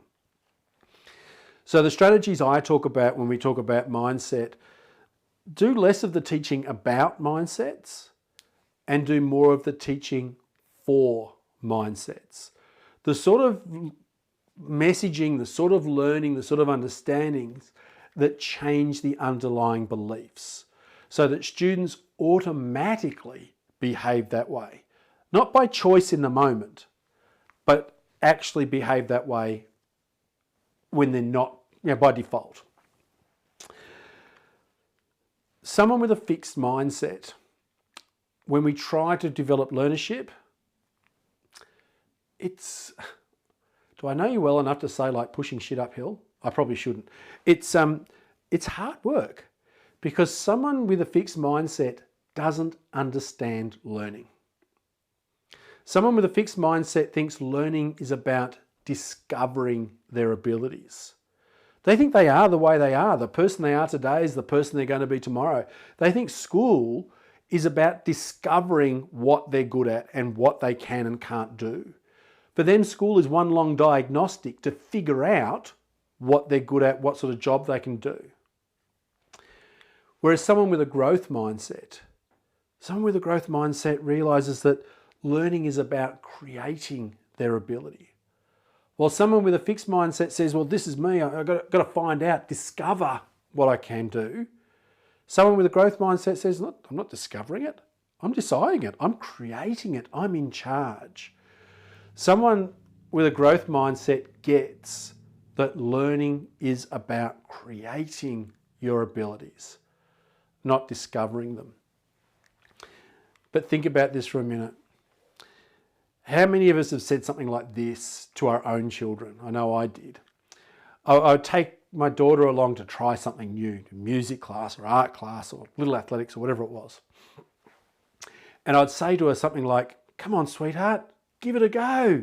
Trying to be encouraging, give it a go. And then I'd say something like, you never know, you might be good at it. How many times have we said that? Can you hear the little discovery message in there? We're testing you. Try it, find out if you're good or not. And when they're not good at it, to be reassuring, we say something like, don't worry, sweetheart, you can't be good at everything. And there's that little message again. We say the same thing in classrooms. How many of you have been teaching something and maybe you've started a new topic and you've said to the students, all right, boys and girls, I just want to see who can do this, and you put a problem or something on the board. Did you hear the message? I want to see who can do it. The strategy, or one of the strategies I teach you, is to introduce these nudges to change that message. The nudge here is that learning is about creating, not discovering. So instead of saying, I want to see who can do it, which is the discovery message, we say, I want to see who's learnt enough to be able to do this. Can you see how when you say it that way, I want to see who's learnt enough to be able to do this. It's about, have you done the work to achieve this, rather than I'm testing you to see if you can. What I could have said to my daughter is, come on, sweetheart, give it a go. You might enjoy it and decide it's something you want to get good at. But I didn't. And it's those little messages that push us towards what I call the fixed end of the growth mindset continuum. Let me come back to here. The work we do, excuse me, the work you've done, many of you, with fixed and growth mindset, is really useful to understand the concepts. Really useful to go fixed mindset, avoids challenges, just doesn't like mistakes, is threatened by the success of others, doesn't like effort, all those sort of things. And someone with a growth mindset loves a challenge, much more persistent, all those sort of things. It's useful to understand the concepts. But fixed and growth isn't useful when it comes to changing mindsets. When it comes to changing mindsets, we need to recognize that there's a continuum. And our job as teachers is not to instill or install or ask students to adopt a growth mindset like it's a choice. Our job is to nudge, to encourage, to nurture an increasingly growth-orientated mindset. And next week in the workshop that we do, I'll talk about how we move students along the mindset continuum by using these nudges. So there's the workshop details for next week. Because one of the big differences between someone with a fixed mindset and someone with a growth mindset is that the person with a fixed mindset doesn't get learning. Right? They don't understand learning. Most of our below the bar learners have a mindset issue of some sort that tells them I can't change. Someone with a growth mindset, someone towards the growth end of the continuum, understands themselves as a learner. They're out there creating abilities, pushing themselves, changing, investing their energy. And once you understand yourself as a learner, the next obvious question to ask is, how do I get good at this? If I am in charge of creating myself, if I can become the person I want or need to be, how do I get really, really good at that process? And so before we can get going with learnership, we need to start with a foundation of growth. And so that school I showed you before with all the students towards the non-learner and beginning learner, we're investing heaps, heaps of energy into shifting that mindset. Because if we're trying to teach kids to be skillful learners who don't think they can learn, there's friction. So working with a growth mindset, building a growth culture, valuing change rather than standard, these sorts of ideas. This is what's going to reduce the friction of moving students up that level of learnership. But I did want to make sure I'd covered this bit for you. I said there was one really important part to start your work. Mindset is the foundation. But if we're going to start, if you're going to leave today and not come to any of the other workshops, I don't know why you'd do that, but if you're not going to come to another workshop, this is the bit you need to take into your classroom tomorrow. Excuse me, I'm losing my voice. It would be a bad thing to lose my voice just before I give you the gold at the end here. And that's to do with the nurturing this relationship with challenge. And I want you to think about it that way. Remember the non-learner avoided challenges, then they took the easy path, and then it was the limiting challenges, then it was accepting them, then there was targeting, then it was embracing. As you change to move up those levels of learnership, what's changing is your relationship with challenge. You know, when you avoid it altogether, you don't like challenge, go away. When you embrace challenge, you love a challenge. And each level up is about nurturing that relationship students have with challenge. And the starting place for that, of nurturing a better relationship with challenge, is to have them understand the nature of challenge. And this is where this diagram comes in. I refer to this diagram a lot in my work, and it's because this is how we learn. Most of us experience learning like this, that in the beginning it's easy, like the first steps are straightforward and we can do it, and then we climb and climb and we reach this level where we plateau. And this plateau is what Anders Ericsson, the world's expertise expert, calls the performance plateau. And it's a perfectly normal part of learning. This area down here is what we call our comfort zone. That's a term you've heard before. You know about your comfort zone. But our comfort zone is misunderstood. Our comfort zone is full of those things that we've mastered a long time ago. So basic reading and writing, all things you've done easy within your abilities. But our comfort zone isn't just full of the things we've learned. Our comfort zone is full of what I call easy things you haven't done yet. Okay, the world is full of easy things you haven't done yet, things you've got the abilities to do, things that are cheap in terms of effort, that don't cost you very much, that you can tick off and achieve straight away. They might be new, but they're not challenging. And coming to understand that difference, that we often tell students, get out of your comfort zone, try something new. Well, kids are going, all right, well, I can try new things down here. Easy new things. I don't mind those. I'm not going to try these hard new things. And so we need to understand that when we say getting outside our comfort zone, it's not just about new. It's about new and challenging. This area here, the blue zone here, this is our performance zone. Performance zone is where our performance learners love to be. It's their best. It's where we concentrate, it's where we focus, it's where we look our best, perform at our current peak performance. And as I said before, the trouble with doing your best is that you don't get better by doing your best. You get better by stretching, challenging yourself to do a little bit better than your best. And that's where your learning zone is. Your learning zone is that little bit just beyond your current best. You might have heard this called the zone of proximal development. I call it a learning zone, but it's the same thing. And I call it a learning zone for a good reason. It adds to that language of learning.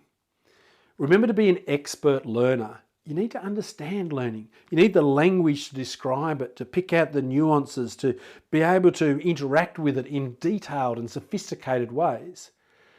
If learning is just something you do and you can't distinguish between learning in your comfort zone, learning in your performance zone, and learning in your learning zone, then you're lost.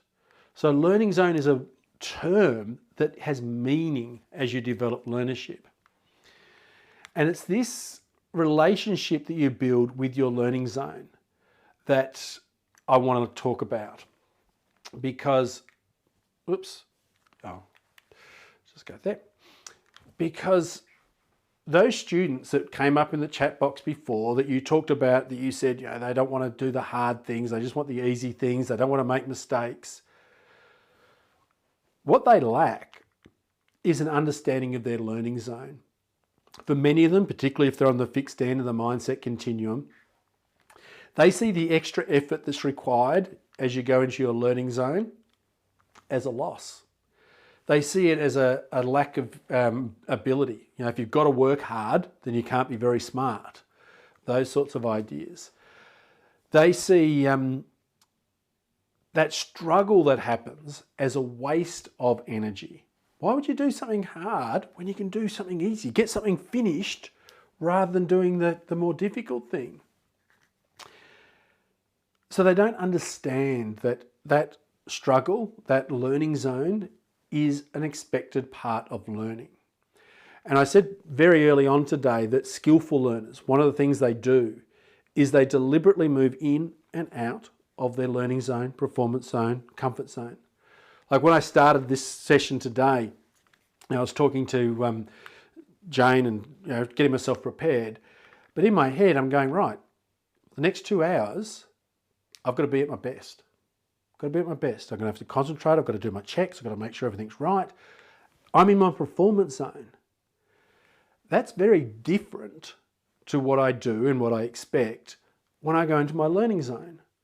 When I'm trying to do something new, I want to make mistakes. I want to push the boundaries. I expect to feel uncomfortable.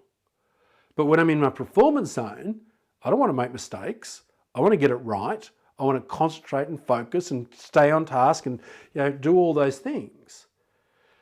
But if you can't differentiate between those times, your performance zone feels pretty good. Comfort zone feels even better. Why would you go to your learning zone?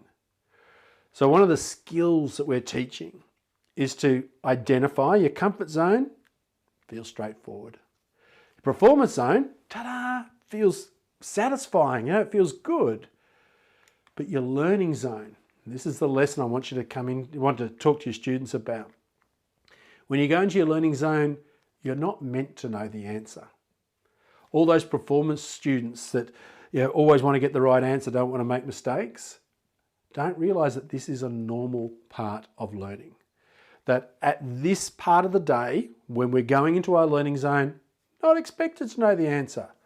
After lunch, when we're doing the test, I want you to know the answer.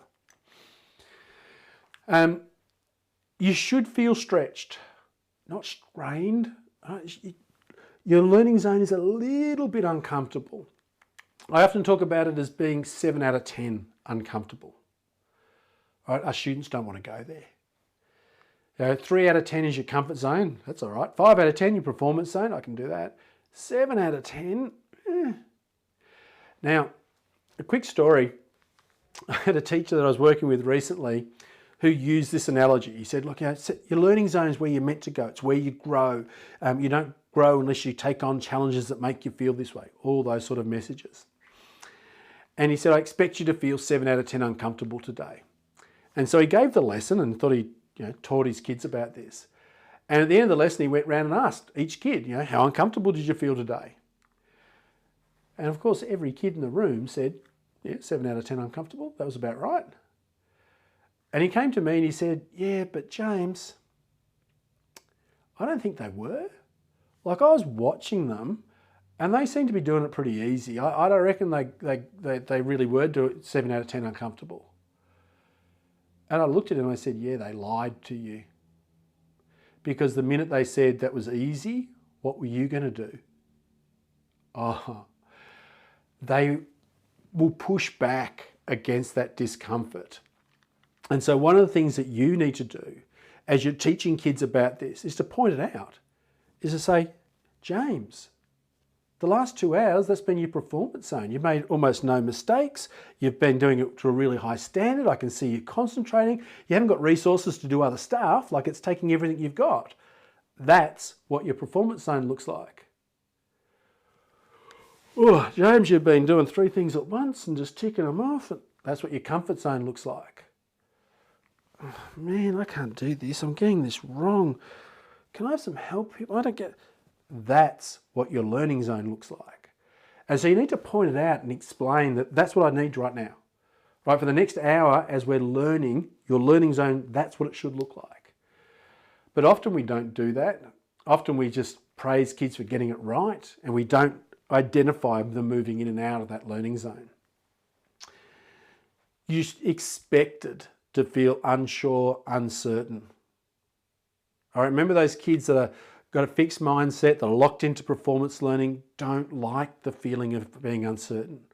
They love being able to go, ta-da, look what I can do. I can do this well.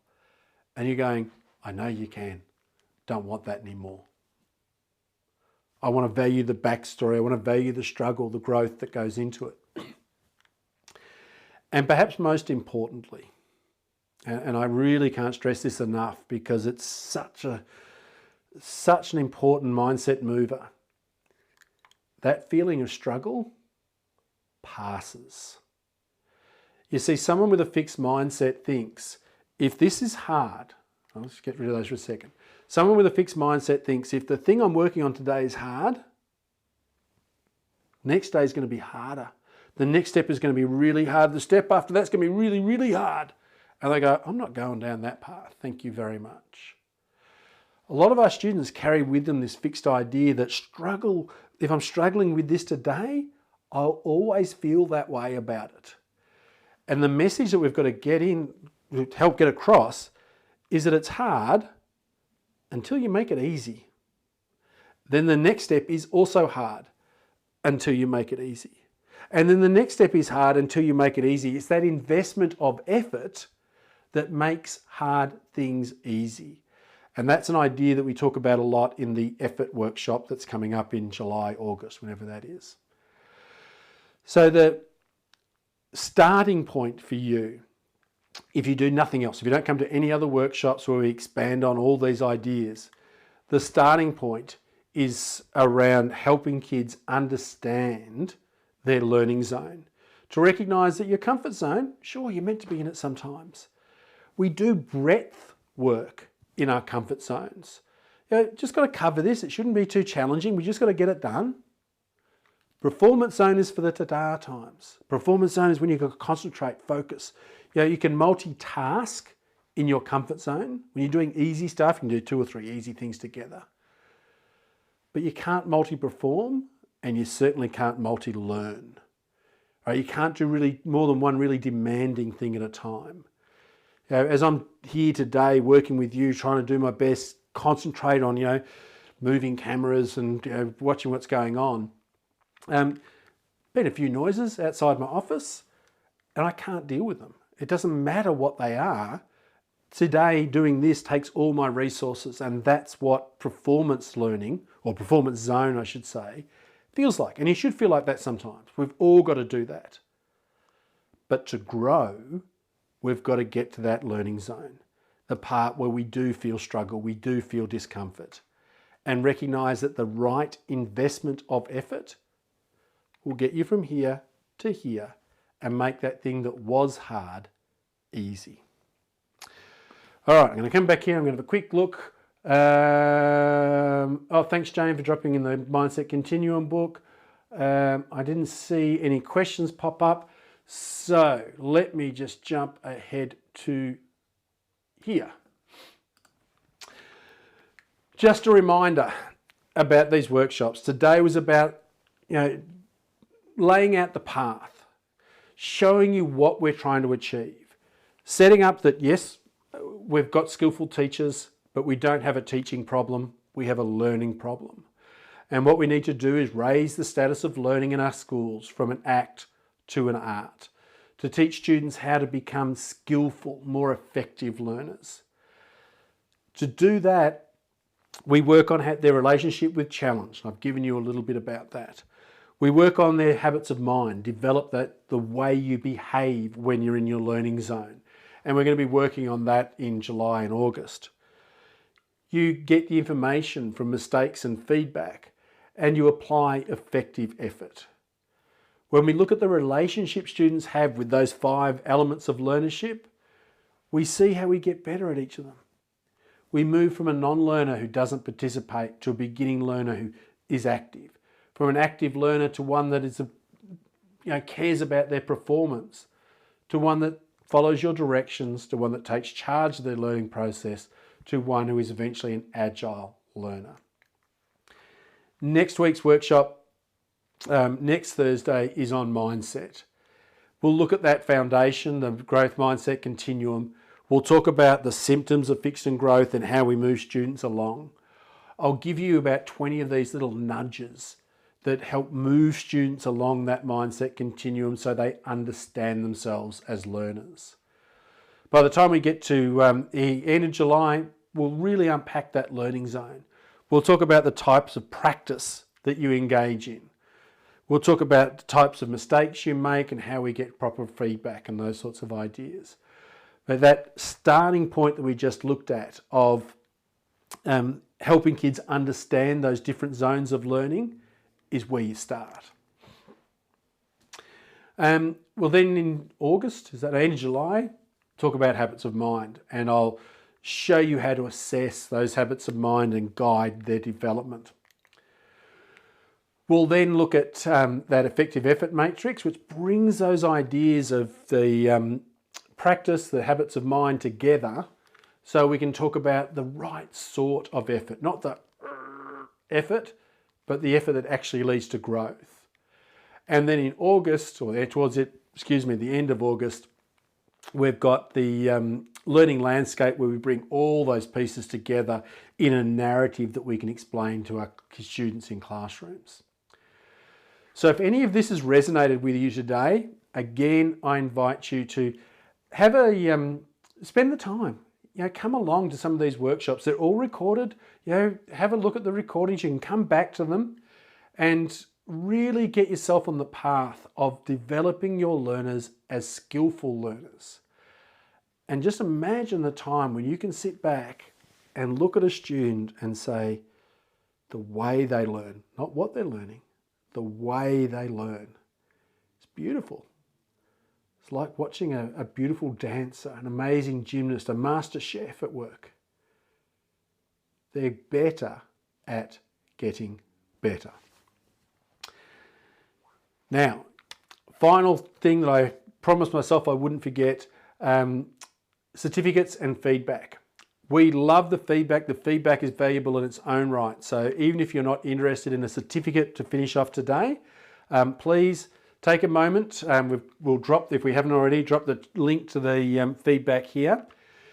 Please take a couple of minutes just as we finish off to give me your feedback from today, and make sure you enter your right email address, because that will then trigger the Principals Academy to send you a certificate of completion or certificate of something like that. And we will go from there. So I'm going to play a bit of music. Look, it's nearly 6:30. Perhaps I'll just come back for a second. I'll just go to here a second. I'm going to let you do that. What I'm going to do is I'm going to put the slide back up. I'm going to say thank you all very much. Feel free to reach out, email me anytime. Happy to help. Hope to see you in the future workshops. If you've been hanging on to a question, I'm going to come back in a couple of minutes after people have had time to do the feedback and just have a chat with anyone who wants to have a chat. So if you're hanging on to a question, hang on to it for another 2 minutes. I'm going to put a little bit of music on. I'm going to say this, thank you for being here.